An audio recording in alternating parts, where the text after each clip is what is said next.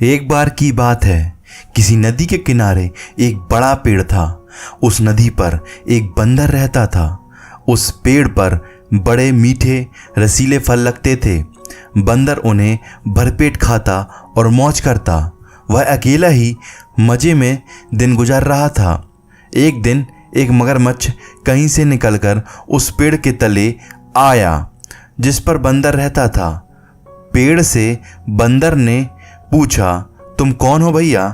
मगरमच्छ ने बंदर की ओर देखकर कहा, मैं मगरमच्छ हूँ, बड़ी दूर से आया हूँ, खाने की तलाश में यूं ही घूम रहा हूँ। बंदर ने कहा, यहाँ खाने की कोई कमी नहीं है। इस पेड़ पर ढेरों फल लगते हैं, चक्कर देखो, अच्छे लगे तो मैं और दूंगा, जितने जी चाहे खाओ। यह कहकर बंदर ने कुछ फल तोड़कर मगरमच्छ की ओर फेंक दिए। मगरमच्छ ने उन्हें चख कर कहा, वाह, ये तो बड़े स्वादिष्ट हैं। बंदर ने और भी ढेर सारे फल गिरा दिए। मगरमच्छ उन्हें भी चट कर गया और बोला, कल फिर आऊँगा, फिर खिलाओगे ना? बंदर ने कहा, हाँ बिल्कुल, तुम मेरे मेहमान हो, रोज आओ और जितना जी चाहे खाओ। मगरमच्छ अगले दिन आने का वादा करके चला गया। दूसरे दिन मगरमच्छ फिर आया। उसने भरपेट फल खाए और बंदर के साथ गपशप करता रहा। बंदर अकेला था। एक दोस्त पाकर वह बहुत प्रसन्न हुआ। अब तो मगरमच्छ रोज आने लगा।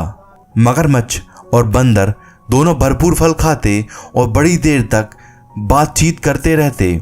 एक दिन यूं ही वे अपने अपने घरों की बातें करने लगे।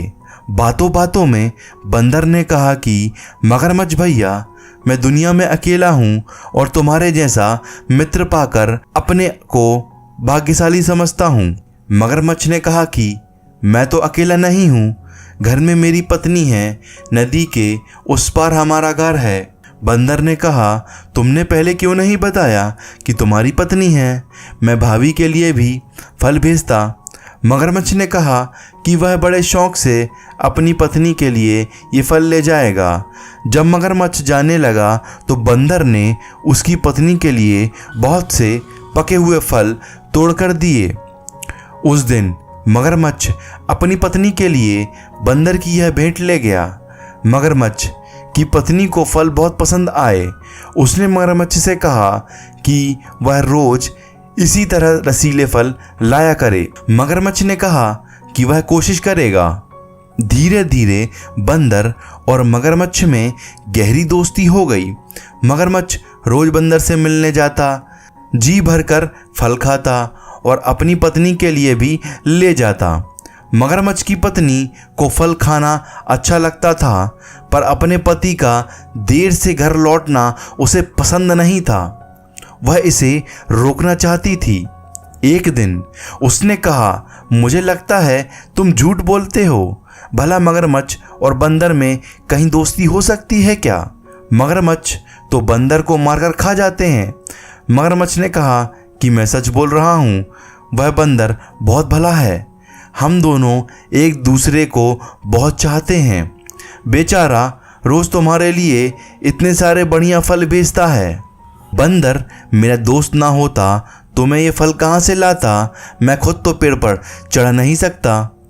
मगरमच्छ की पत्नी बहुत चालाक थी। उसने सोचा, अगर वह बंदर प्रतिदिन इतने मीठे फल खाता है तो उसका मांस कितना मीठा होगा। यदि वह मिल जाए तो कितना मज़ा आए। यह सोचकर उसने मगरमच्छ से कहा, एक दिन तुम अपने दोस्त को घर ले आओ, मैं उससे मिलना चाहती हूँ। मगरमच्छ ने कहा, नहीं नहीं, यह नहीं हो सकता। वह तो ज़मीन पर रहने वाला जानवर है, पानी में तो डूब जाएगा। उसकी पत्नी ने कहा, तुम उसको न्योता तो दो। बंदर चालाक होते हैं, वह यहाँ आने का कोई ना कोई रास्ता तो निकाल ही लेगा। मगरमच्छ बंदर को न्योता नहीं देना चाहता था, परंतु उसकी पत्नी रोज रोज उससे पूछती कि बंदर कब आएगा। मगरमच्छ कोई ना कोई बहाना बना देता। जैसे जैसे दिन गुजरने लगे, बंदर के मांस के लिए मगरमच्छ की पत्नी की इच्छा तीव्र होती जाती। मगरमच्छ की पत्नी ने एक तरकीब सोची। एक दिन उसने बीमारी का बहाना किया और ऐसे घड़ियाली आंसू बहाने लगी मानो उसे बहुत दर्द हो रहा हो। मगरमच्छ अपनी पत्नी की बीमारी से बहुत दुखी था। वह उसके पास बैठकर बोला, बताओ मैं तुम्हारे लिए क्या कर सकता हूँ। पत्नी बोली, मैं बहुत बीमार हूँ। मैंने जब वैद्य से पूछा तो उसने बताया कि जब तक मैं बंदर का कलेजा नहीं खाऊंगी तब तक मैं ठीक नहीं हो सकती हूँ। बंदर का कलेजा? मगरमच्छ ने आश्चर्य से पूछा।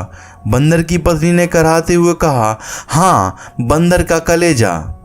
अगर तुम चाहते हो कि मैं बच जाऊं तो अपने मित्र बंदर का कलेजा लाकर मुझे खिलाओ।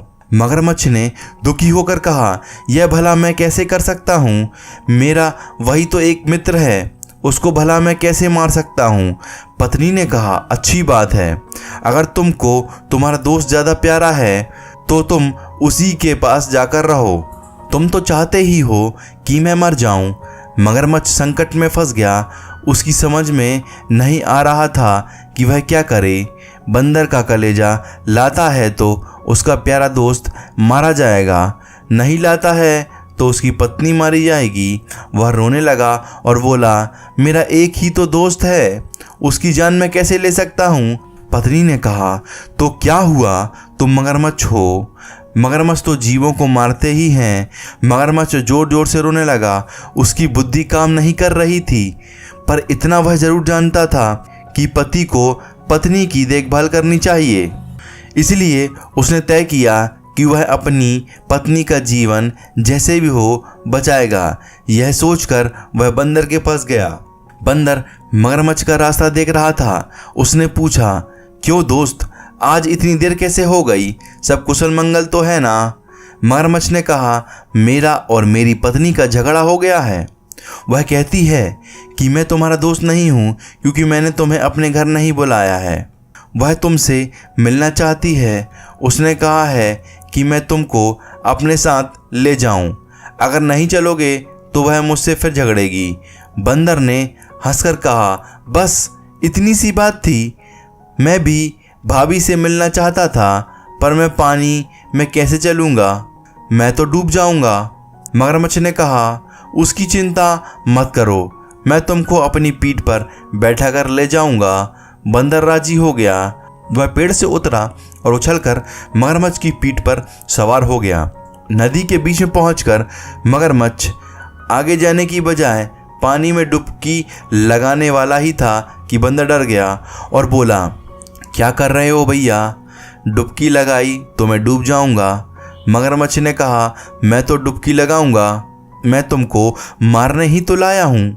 यह सुनकर बंदर संकट में पड़ गया। उसने कहा, क्यों भाई, मुझे क्यों मारना चाहते हो? मैंने तुम्हारा क्या बिगाड़ा है? मगरमच्छ ने कहा, मेरी पत्नी बीमार है, वैद्य ने उसका एक ही इलाज बताया है। यदि उसको बंदर का कलेजा मिल जाए तो वह बच जाएगी। यहाँ और कोई बंदर तो है नहीं। मैं तुम्हारा कलेजा ही अपनी पत्नी को खिलाऊंगा।